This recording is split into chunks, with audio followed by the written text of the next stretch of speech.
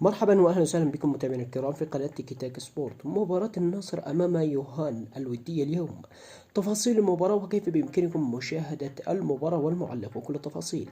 قبل البدء دعمنا بلايك واشترك بالقناة وفعل الاشعارات للتواصل بكل جديد، وشاركنا ارائك وتوقعاتكم من سيفوز في التعليقات في الاسفل.